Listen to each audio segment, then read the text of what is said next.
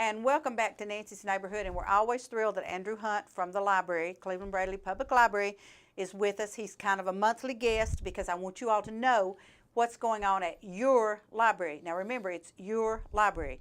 And I told Andrew I'd already told you about the book and coffee, but he's got some other things, and then if we have time to go back and pick that up, we will. So start us off, Andrew, and tell us what's happening. Again, you know, a lot of times when people think about the library, they only think about, programs for, I know we've mentioned it, but sometimes we can say it again and again. And it doesn't hurt to say it again and again. You know, they think, programs for children, wonderful. No, we have also programs for adults, for you, for anyone out there, you know, adults that are out there, such as the Full of Coffee and Books book and coffee series. You know, you know, if you're a crafty person, you know, we have craft events that you can come to, craft clubs. We have also, if you like to sew, and if you've ever wanted to know how to make a quilt, we have a group that meets on Sundays. They meet the third Sunday. Or fourth Sunday every month. So it's the Peace. That's P-E-A-C-E. Oh, okay. By Peace, P-I-E-C-E. Cute, cute. Quilt Club. They meet every fourth Sunday. So their next time that they will meet will be this coming Sunday, September.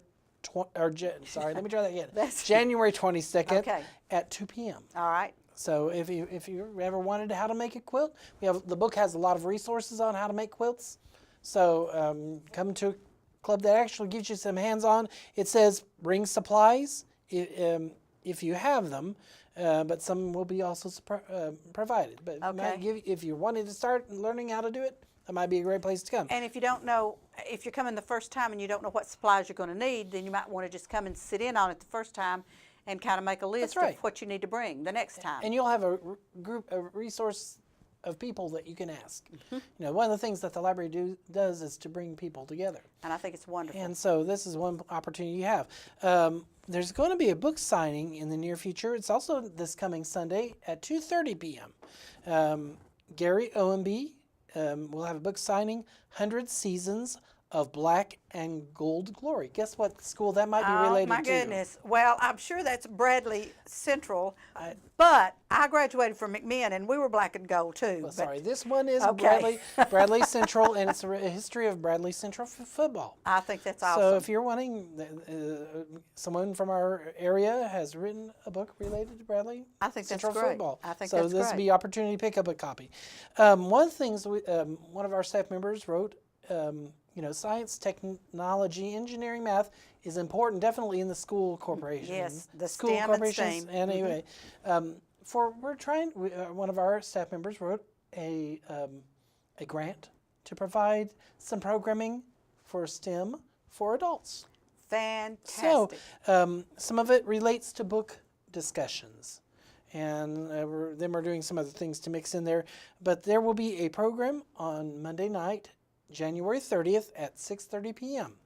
And it's called Pushing the Limits, STEM Night for Adults. It says this month's theme, it's a nature book choice. A book on nature. And the title that they're looking at this month is When the Killing's Done by T.C. Boyle. You can go online and sign up. And our website is clevelandlibrary.org.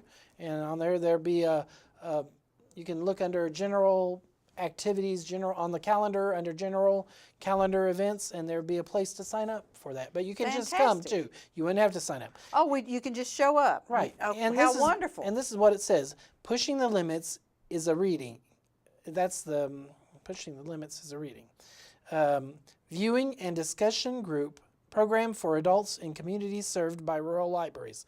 And that's where this was a rural library grant. So it's made possible by a grant from the National Science Foundation.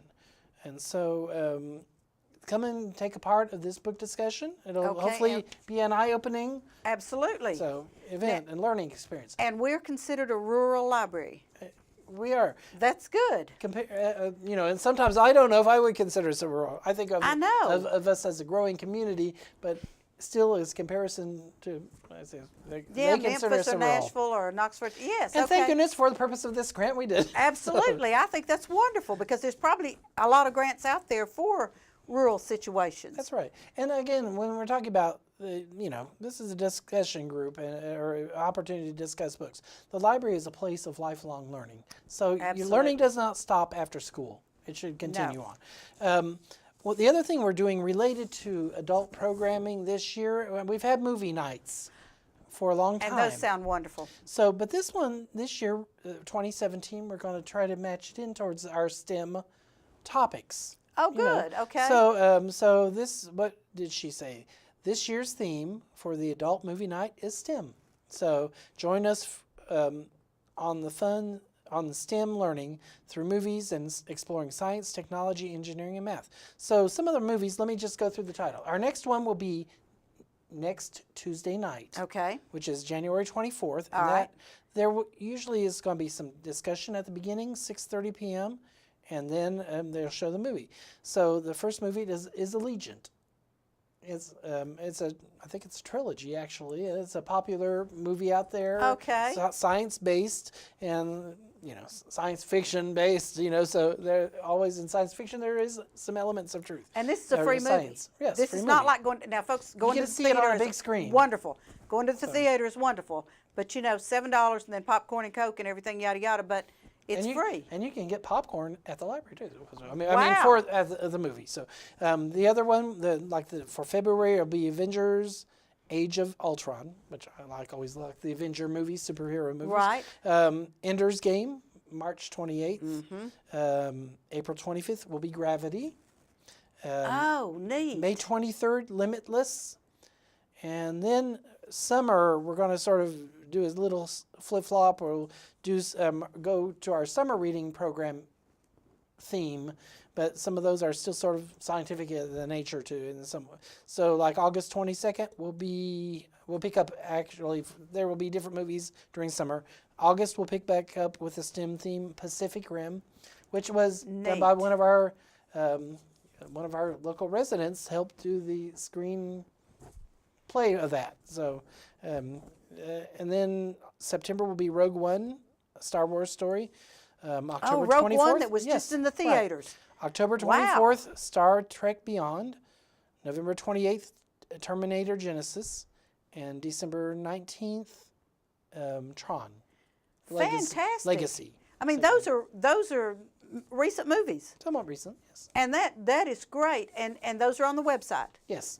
www.clevelandlibrary.org, and go on there and see what these movies are. That's Absolutely. awesome. Coming in February 4th, there will be two authors are going to be coming back. One is a returning author to us. We added him for a summer reading program. He came as an author during the summer reading program. But D.K. Brantley, who has written some, it looks like some young adult books, Okay. teen books. And then Andrew Marinus, who his book was came out in last spring, last winter sometime, and it's Strong Inside. He wrote a book about the first black player in the SEC at Vanderbilt. Oh wow. So Okay. they are going to be coming on February 4th, which is a Saturday at 11 a.m. And they're going to, if you've ever wondered how to write, the writing process, they're going to come that day. They're going to join together and talk about writing and publishing process. Wow. So this, if you ever considered it, wondered how that is done, How just you come to even the get library. started. Yes.